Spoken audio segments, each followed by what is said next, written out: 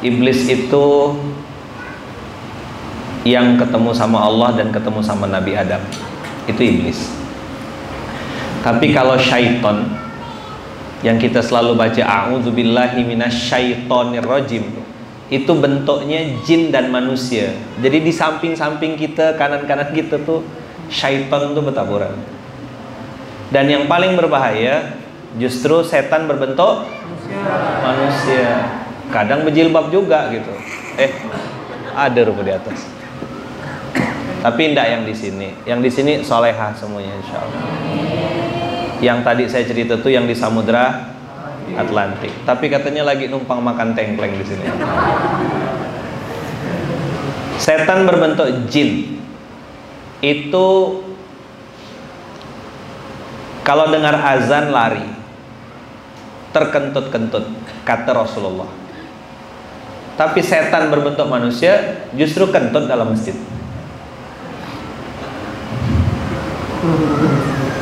Nyambung gak nih? Nah, ngambil kota amal, ngambil duit masjid, pura-pura baik, pakai seragam juga.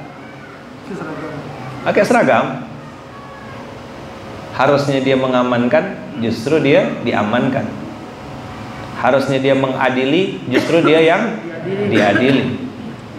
Lucu betul. Tapi ya tidak usah terkejut. Itulah setan berbentuk manusia. Makanya kita diajarkan dengan dua istilah oleh Allah dalam Al-Quran. Allah ada nyebut iblis, Allah ada menyebut syaiton. Kalau iblis itu pasti cerita dengan Nabi Adam, pasti gitu. Kalau antum buka Qurannya, coba lihat, iblis Adam, iblis Adam. Ngapa kau tak sujud wahai iblis, kata Allah. Nah, itu yang dulu dedengkotnya suhu. Kukira cupu, ternyata suhu. Tapi kalau syaiton, dah. Nah, syaiton ini mengganggu kita dari depan, belakang, kanan, kiri. Apa yang kemarin ujiannya? Kalau dulu waktu zaman-zaman sebelum hijrah, teman-teman ujiannya kan pasti fisik, berzina, mabuk, minum dan lain-lain. Itu ujian lama. Pasca hijrah, maka ujiannya hati. Nah, Allah kasih simbol juga. Nabi Muhammad itu 13 tahun diuji fisiknya. Di mana? Di Mekah Al-Mukarramah. Di Mekah itu baginda Rasulullah ujian fisik luar biasa, tempaan fisiknya. Makanya Rasulullah ngelihat, oh sahabat-sahabat aku ndak kuat nih kayaknya. Baru masuk Islam, masih newbie, masih anak baru. Kalau ditempa berhadapan dengan Abu Jahal, Abu Lahab, ndak kuat. Sembunyi di Baitul Arqam. Makanya dakwahnya diam-diam. Masuk Islam lah Umar, lalu nanya, ini Islam nih bikin baik atau bikin buruk? Bikin baik. Kita dengan membela Islam akan tambah soleh atau tambah jahat? Tambah soleh. Ini mendatangkan kemaslahatan enggak? Iya, kata Rasulullah. Ya sudah, ngapa kita diam-diam? Wah, Umar pasang badan, maju dia, teriak di depan Ka'bah, ayuhan nas, wahai manusia, aku sudah Islam, lakot aslam tuh. Kita macam-macam sama Muhammad, ku bantai kita satu-satu. Gitulah kira-kira bahasa Pontianaknya. Saya kasih subtitlenya gitu. Mau terjemahkan bahasa Sambas nanti tanya Kiki lah. Kita macam-macam. Ku panggal pala kita. Nah, gitu. Gitulah. Sana ini ada Sambas Empire kata di sini nih. Hah? Sambas sama Malang Empire. Ah, kan Sambas Empire, Malang Empire. Ini ada dengkotnya dua nih. Ya kan? Kalau di Munzalan campur-campur, ada Madura Empire, ya kan, Bugis Empire, lengkap dah semuanya. Tidak puas Umar, naik lagi dia ke rumah Abu Bakar, naik ke rumah Abu Jahal, naik ke rumah naik ke rumah Abu Lahab. Diketoknya satu-satu, dibilangnya, kita lakot aslam tuh, aku udah masuk Islam. Kalau kalian macam-macam sama Muhammad, kalian berhadapan dengan aku. Itu laki-laki itu gentle. Jadi dulu dia memusuhi Rasulullah, di puncak bencinya justru Allah kasih hidayah. Di sini kita belajar, tidak boleh benci sama orang tuh berlebih-lebihan. Karena bisa jadi orang kita benci justru jadi penolong kita di kemudian hari. Tidak boleh juga kita cinta berlebih-lebihan sama orang. Kita ngomong nih, aku tadi habis makan ubi. Ngomong sama orang ubi, sampai ujung sana udah cerita kolak sudah. Kenapa? Manusia tuh banyak lebaynya. Informasi suka ditambah-tambah. Tapi kalau duit berkurang. Kalau informasi tambah-tambah. Tanyalah sama yang makhluk namanya yang di atas tuh. Tahu enggak kau? Alah, itulah aku tuh. Baik. Bukan yang di sini, bukan. Maka syaitan itu enggak pernah diam. Ujiannya hajia kemarin kan, harta, jabatan, ilmu dan amal soleh. Wah, mana ada di gang ini yang baca Qurannya sebagus aku? Dah, masuk paret langsung. Iblis tidak pernah bilang jangan sholat, jangan ini. Enggak, Iblis bilang pemahaman kau yang paling bagus, pemahamanmu yang paling betul. Tak ada tandingannya. Lalulah kita ngangguk-ngangguk seorang. Iya sih, betul juga kalau dipikir-pikir. Masuk paret. Apa bedanya belobik, duruh dengan jatuh?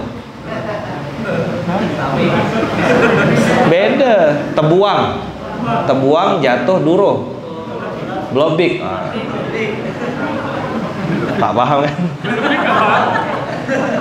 Cuma Sambas Empire yang paham itu. Tebuang itu dari sepeda, belobik itu dari pohon. Ada khusus jatuh tuh, ada sanapnya jatuh tuh. Ya kan? Duroh tuh khusus buah.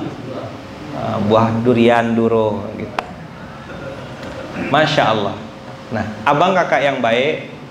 Tapi kalau hidup kita nih ndak ada challenge-nya atau ndak ada ujiannya, Allah ndak tahu di mana letak kesungguhan kita. Banyak orang menganggap Al-Fatihah itu hanya sebagai bacaan. Tapi kalau antum lihat rukun sholat, Al-Fatihah itu ada bacaan yang jadi rukun. Kalau ndak baca itu bahkan dianggap ndak sah. Ada ulama yang sangat strict, ndak baca Al-Fatihah walaupun bermakmum katanya tetap ndak sah sholatnya. Kenapa? Ada sumpah di situ. Apa sumpah kita? Iyyaka na'budu wa iyyaka nasta'in. Ujian apa tuh? Ujian tauhid. Kalau lihat wajah antum nih, inilah di wajahnya. Coba Bang En tengok, di shoot wajah-wajah akhir bulan. Jadi akhir zaman tuh tidak terlalu berat bagi mereka nih. Akhir bulan, bulan ini sampai tanggal 31 lagi. Coba tengok muka-mukanya tuh. Shoot dia satu. Di zoom Bang Enang ini di zoom. Datang kan? Invoice. Wajah-wajah akhir bulan. Tengoklah tuh wajah-wajah akhir bulan tuh, ya Allah. Hilal belum nampak 31. Itu pun kalau finance-nya enggak lupa. Iya, finance-nya cuti kan, minta jamak takdim. Makanya rindu sama Bang En, iyalah, tapi berharap Bang En cepat-cepat tanda tangan tuh loh. Tangan pengasuh kan? Awal bulan. La haula wala quwata illa billah. Nah, teman-teman, iyyaka na'budu wa iyyaka nasta'in itu sumpah kita sama Allah. Hanya pada Engkau ya Allah aku nyembah, hanya kepada Engkau aku minta pertolongan. Nanti akan hadir syaitonir rajim yang akan menawarkan bantuan-bantuan palsu. Akan hadir syaitonir rajim yang akan bikin kita punya angan-angan, kayaknya kalau dekat sama orang ini aku dapat kebaikan yang banyak. Hilang Allahnya, pudar iyyaka na'budu wa iyyaka nasta'innya. Endingnya udah bisa ditebak. Capek, lelah, letih, lesu, kecewa, menderita, itu pasti sudah. Kenapa? Salah berharap. Yang salah orangnya atau kita? Kenapa meletakkan harapan pada yang bukan haknya? Allah udah dapat angin segar bahasa gitu. Ya Allah, iyyaka na'budu wa iyyaka nasta'in, hanya pada Engkau aku minta tolong, hanya pada Engkau aku minta menyembahnya, pada Engkau aku minta pertolongan. Udah janji ya, kata Allah, janji ya 17 kali ya, sip aku pegang. Kok malah minta sama manusia? Loh kok bohong, kata Allah. Nggak sesuai. Makanya banyak orang hari, tadi pagi di SMK saya bahas kan, orang yang berharap sama manusia tuh buahnya tuh pasti sama di mana-mana. Tanda-tandanya ada 7, nanti saya share ke Bang En. 1, mudah menyerah, ciri-ciri itu orang-orang itu. 2, mudah marah, temperamen. Tuh baru Nah, yang boleh kayak gitu siapa? Anak-anak. Tapi ada enggak yang berjenggot, tua gitu? Gitu juga kelakuannya? Ada. Ada sama mamanya, sama mertuanya, sama istrinya, anak-anak. Ini yang Allah itu kayaknya terkena benar kayaknya dia tuh. Tapi saya husnuzonnya bukan dia yang gitu, dia yang kena gitu kan.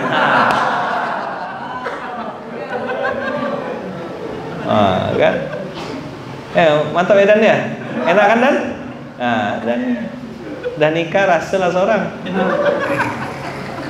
Mudah nyerah, mudah marah, takut gagal, tak berani coba. Apalagi masalahnya orang-orang tuh susah move on. Itu mantan atau pahlawan kok dikenang-kenang terus? Hah? Masuk. Itu mantan apa pahlawan? Iya, itu mantan atau pahlawan kok dikenang-kenang terus? Iya kan? Kata ibu-ibu tadi pagi, perempuan tuh kalau udah lagi galau katanya, tepung serbaguna jadi tepung serba salah katanya.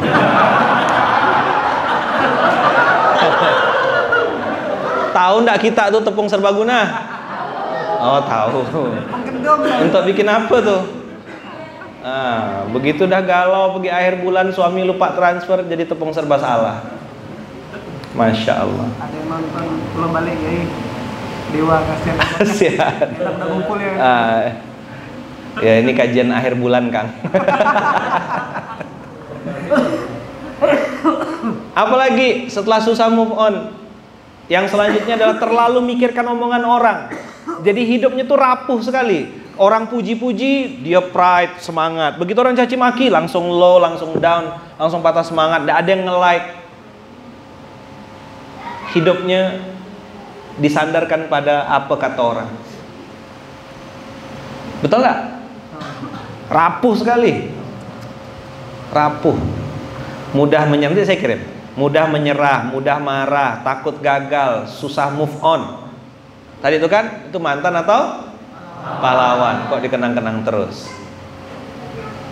Lagunya tuh lagu sedih, lagu nelongso, asal kau bahagia, gitu-gitu lah pokoknya. Emang kau tak berhak bahagia, kau juga berhak bahagia. Iyalah, balas dendam terbaik itu adalah dengan cara kita lebih bahagia daripada dia, gitu loh bos. Pantunnya harus dipegang dong, pasang jadikan jilbab ke apa gitu. Dulu jualan paku, sekarang jalan-jalan. Dulu kau tolak aku, sekarang tinggal penyesalan.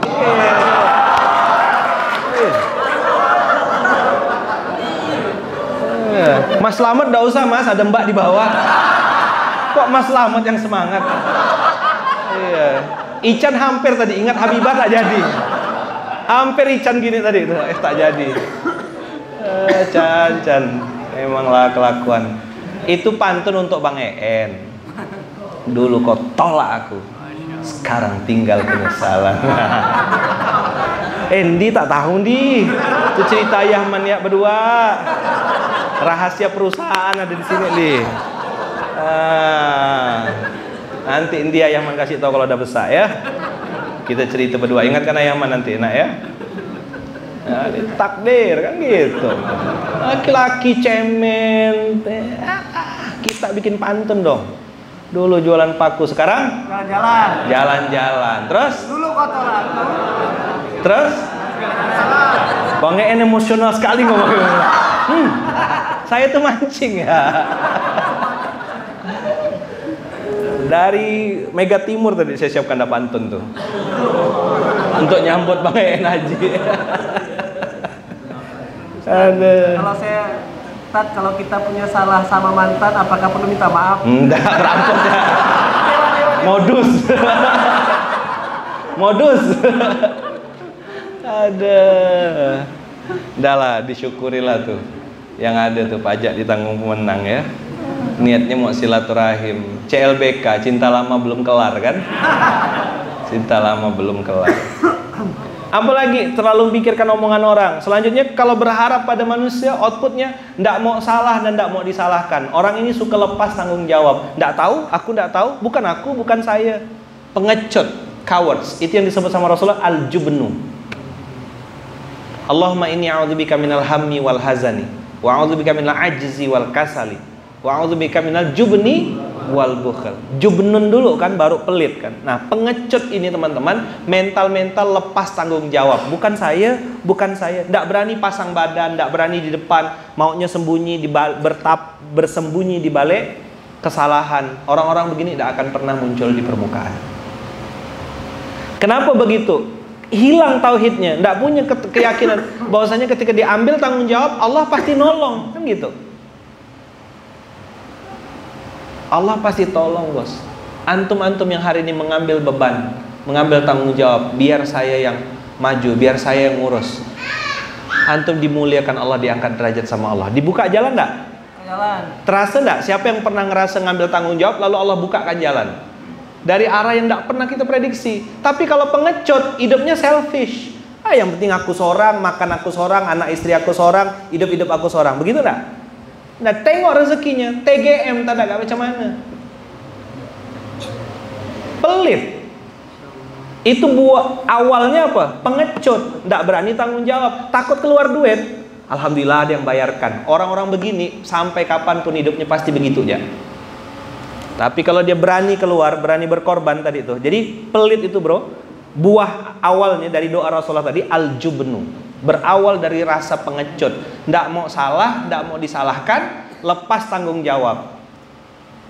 Tapi kalau dia berani, biar saya bang, saya pasang badan bang. Kena marah nanti, nggak apa-apa. Kita coba dulu. Nama gak kita coba? Kita berusaha. Masalah hasil serahkan sama Allah. Allah kan nengok usaha, bukan nengok hasil. Nah, ini orang-orang gini maju pasti. Diangkat Allah derajatnya. Tapi kalau pengecut, enggak berani aku, enggak berani, takut. Jangan aku lah, kau lah, silalah kau. Begitu menang, dia paling depan. Begitu berhasil, dia paling ngaku paling depan. Foto dia paling dulu. Kerja hilang, makan datang. Coba dia lah. Kerja hilang, makan datang. Syaitanir rajim. Ada nggak gitu? Banyak. Giliran susah, cuci tangan, ke WC lah, dia ke toilet lah, sakit perut lah, neneknya melahirkan lah, datuknya sunat agi lah. Giliran ada tanggung jawab, lari. Tapi giliran enak-enaknya di depan dia. Ini al-jubnu. Nggak mau salah dan nggak mau disalahkan. Pribadinya apa? Lepas tanggung jawab. Orang-orang begini tidak akan maju. Kenapa? Allah tidak mungkin tolong. Apa alasan Allah nolong dia? Selfish kok. Selfish itu tahu? Egois. Maunya menang sendiri, mau dapat untung pribadi. Tidak bisa. Aku yang penting dapat untung, yang penting anak istri aku, yang penting aku bisa tinggal, bisa makan, bisa apa. Sini terus pikirannya tuh. Tidak akan bisa kemana-mana. Al-jubnu. Apa? Al-jubnu. Pengecut. Yang terakhir ini penyakit, sakit jiwa. Apa yang ketujuh? Yang ketujuh itu merasa tidak dihargai. Orang yang sandarannya manusia itu mudah baper, meraju, pendek tongkeng. Aku ndak diajak, udahlah, siane aku. Aku ikut yang sini aja lah, di sana aku udah ndak dianggap. Ini syaitan rajim. Dulu saya teriak, sekarang senyum-senyum ya saya. Bang En pasti tahu maksud saya apa.